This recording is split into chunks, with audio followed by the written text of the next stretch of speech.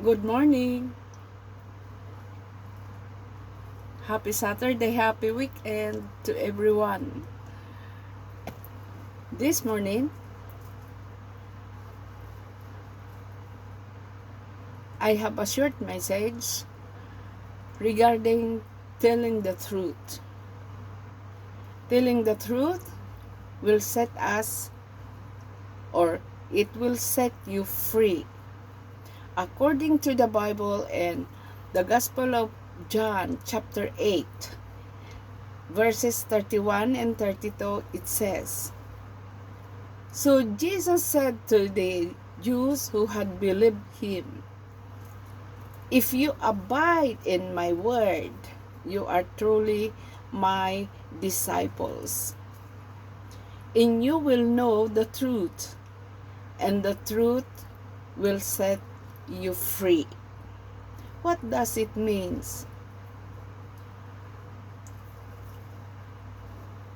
Jesus said that if we believe him, if you abide in his word, you are his disciples. And you will know the truth. Who is the truth? Jesus Christ is the truth. The word of Jesus Christ is the truth. And the truth will set us free. If you believe in Jesus Christ, he will set you free from your sins, from your old sins.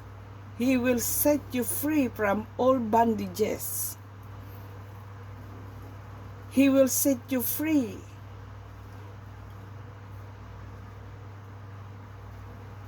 according to his word. What we need to do is to abide in his word, or to believe in his word. To believe in him that he is the truth. He is the word of truth. Which one you believe? God or your friend? It is clear that he said, if we abide in him, if we believe in him, he will set us free from all kinds.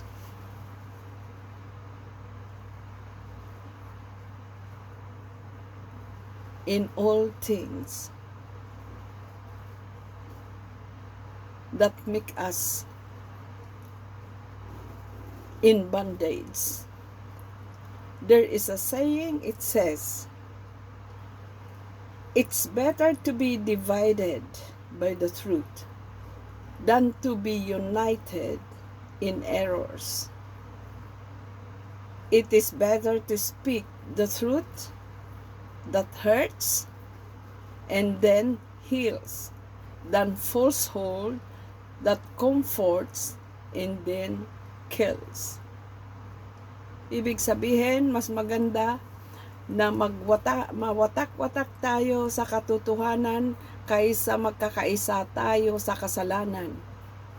Mas mabuti na magsabihin natin ng katotohanan pero masakit kaysa masakit at it heals. The truth, it heals. Ang katotohanan ay ginagamot niya ang worries, it heals our pains. Kaysa magsabi tayo ng hindi totoo, okay, it goods for our hearing, pero nakakamatay naman. So it's better to tell the truth, and the truth will set us free. Be truthful in every circumstances. Be truthful in every situations.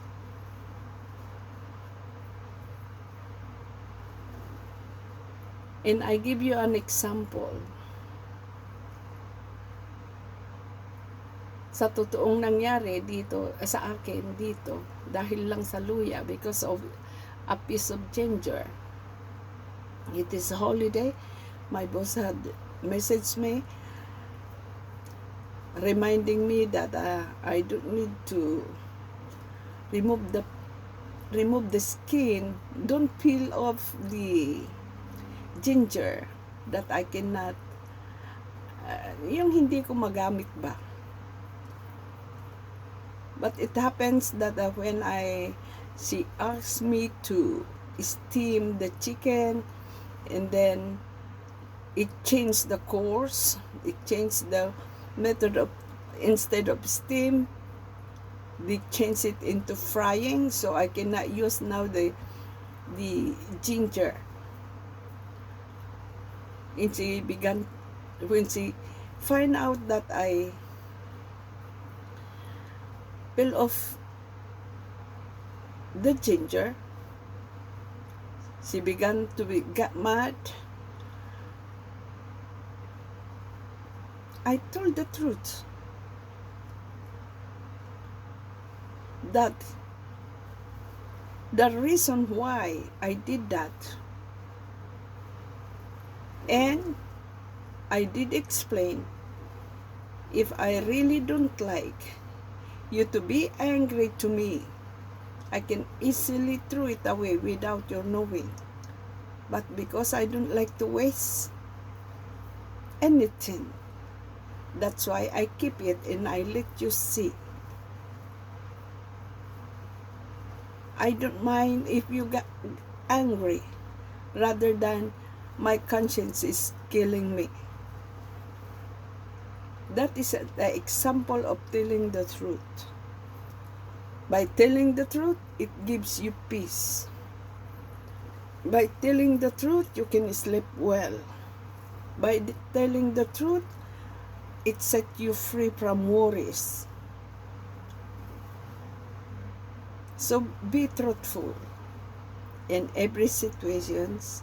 Be truthful in every circumstances, and God is with you. You are not alone. God will never leave you. God will never forsake you as long that you tell the truth. Happy weekend.